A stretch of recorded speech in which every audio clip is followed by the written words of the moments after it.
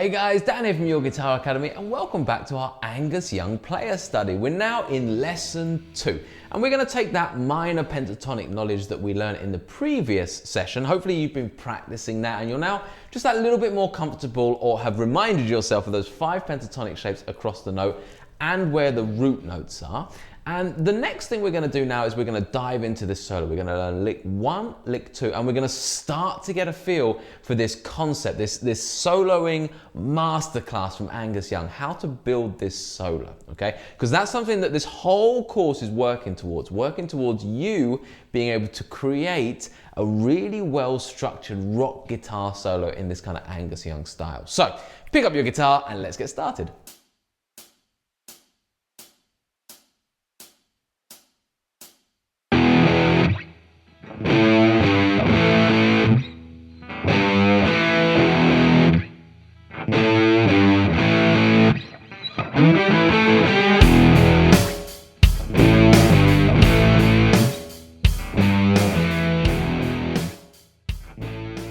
Okay, if you're just joining us in this course, then please do head on over to the website where you'll find the full write-up of everything absolutely free. That includes the fretboard diagrams, that includes all the tab, and basically everything you need to really master each lesson. Now, as well as that, if you're watching us here on YouTube, please do like and subscribe and leave us a comment. We love hearing back from you guys and very happy to answer any questions that you might have. All right then guys, so lick number 1 and 2 with a little bit of gain sound like this. 1, 2, 3, 4.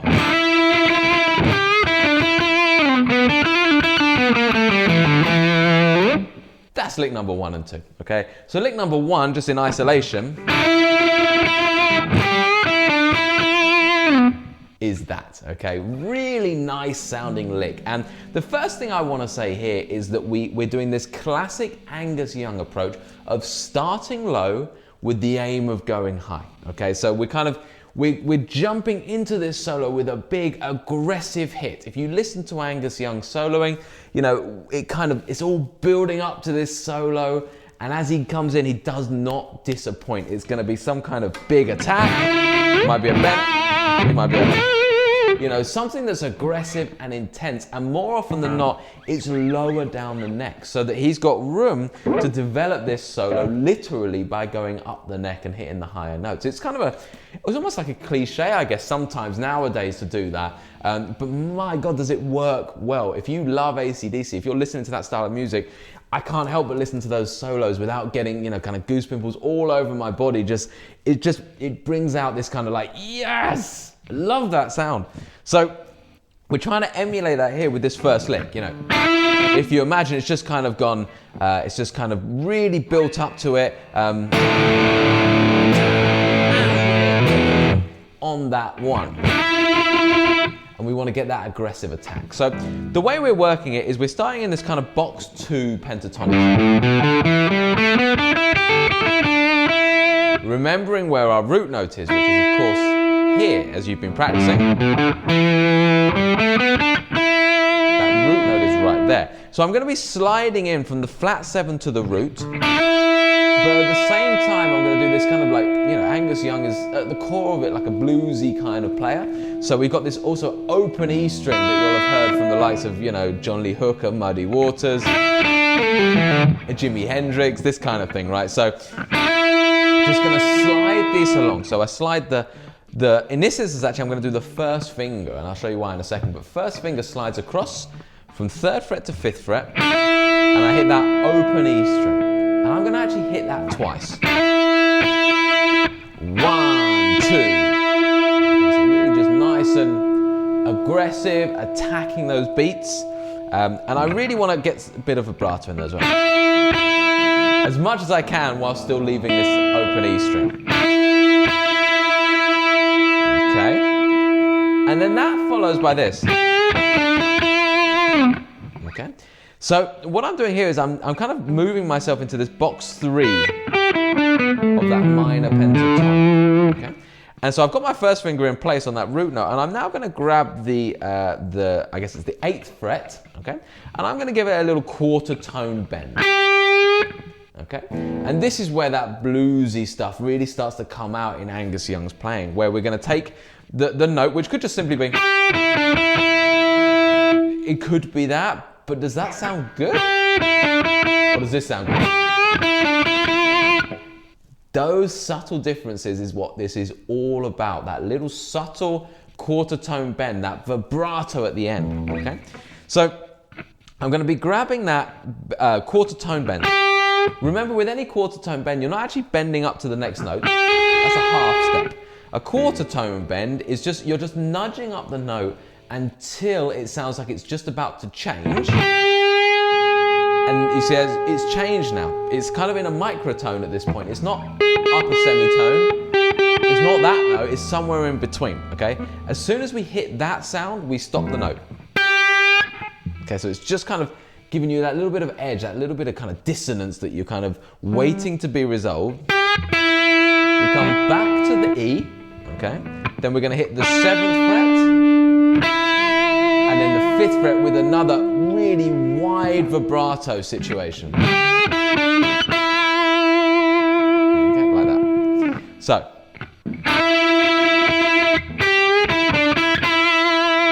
Now let's just have a quick word on that vibrato. Now in this instance, I'm going to be making sure that you're going to be practicing vibrato on pretty much all your fingers, but certainly the 1st and the 3rd fingers, the main fingers. And we've even got a whole lesson where we're going to be practicing that. Okay, we'll get to that later in the course. Because it's such a huge part of this sound, huge part of the Angus Young vibe.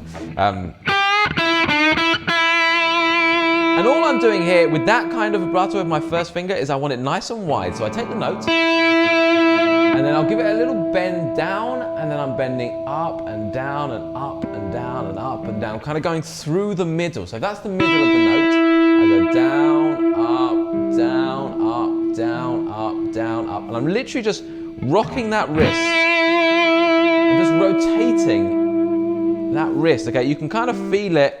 I feel it here, okay, on this part. If you imagine that movement, if I kind of get it nice and clear here, that kind of movement, right? So I'm doing that kind of movement, and I'm using my thumb to kind of pivot myself there. You can do it without the thumb if you prefer, because at the end of the day, it's here. This is where that movement's happening, just like that. Right there at the bottom of the 1st finger, on the back of the neck. That's where that's happening, okay? And the consistency, the evenness is the key to getting a good sound, okay? So if you listen to it without it being even, and you'll hear that from a lot of beginner guitar players or people that haven't mastered that vibrato concept yet. It can be slower at first, but it needs to be consistent, okay? As you get better at it, you speed it up. And the faster and wider, in fact, it doesn't have to be too fast, but wider, gives you that really aggressive tone, okay? So this is something that you'll be practicing on every single lick, okay? And as you go through this solo, just do it in those stages. So get the actual lick together, make sure you attribute it to the pentatonic shape. Then start to think about, okay, what are my subtleties here? I'd rather you get the subtleties before you get the speed. The speed can come right at the end, okay? So I'd rather you do kind of like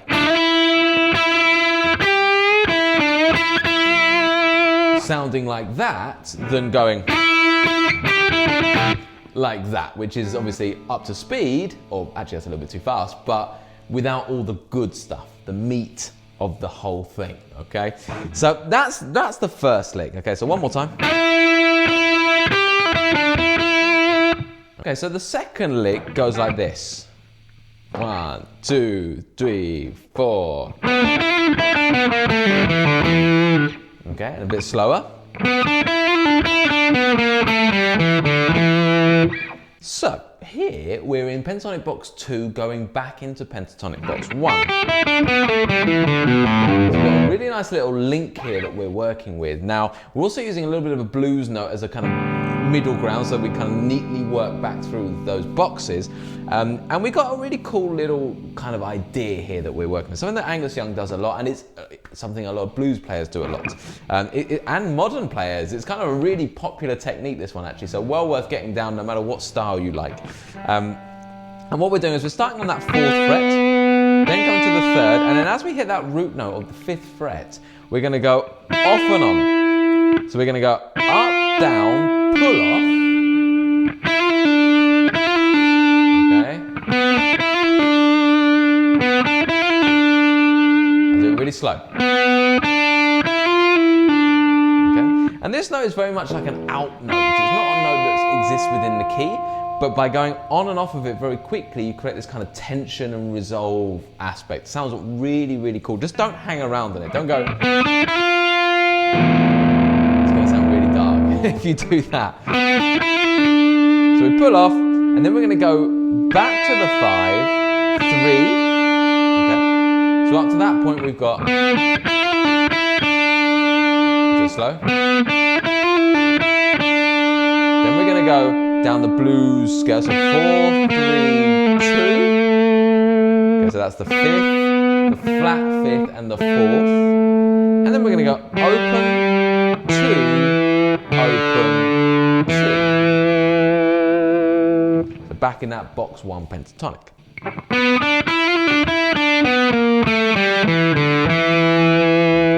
So if I was to count that, it comes in on the 1. So 1, 2, 3, 4, 1. Okay.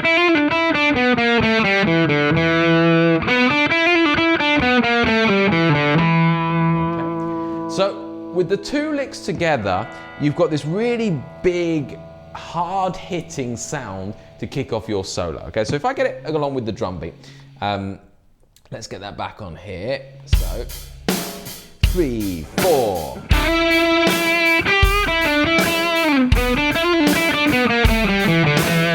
And you can really go for that. If I now just go for that, so.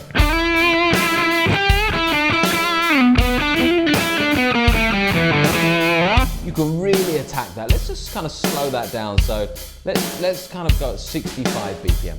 The original track is an 85 BPM. So we're kind of coming down by 20 BPM here, which is a good place to start. 1, 2, 3, 4.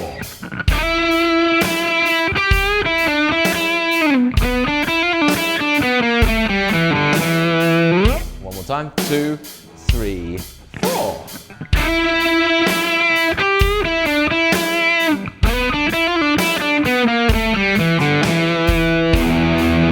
Good. Right. So let's pause that for a second. So there we have it. There's the first 2 licks which you can start to get down. Make sure you're practicing to a metronome, because if there's one thing that is so important about your Angus Young style playing, it's that your lead is absolutely bang on the rhythm. He is the most rhythmical lead player we've ever heard, and it still is to this day. That's why, you know, when he's playing those guitar solos, you're thinking, how can he be like moving around and dancing almost whilst playing those licks? But because the licks are so rhythmical, you know, you almost can't help but kind of move around and tap the foot. And obviously you might not want to do the kind of Chuck Berry style up and down the stage, but you've got that kind of groove within this lead, which is so important to the sound. Okay, so that's it for this lesson. If you want to start from the beginning of the whole playlist or the whole course in order, you can click here. If you just want to go straight to the next lesson, you can click here. As well as that, please do like and subscribe. Click that notification bell so that you can see what courses we've got coming up as they're released.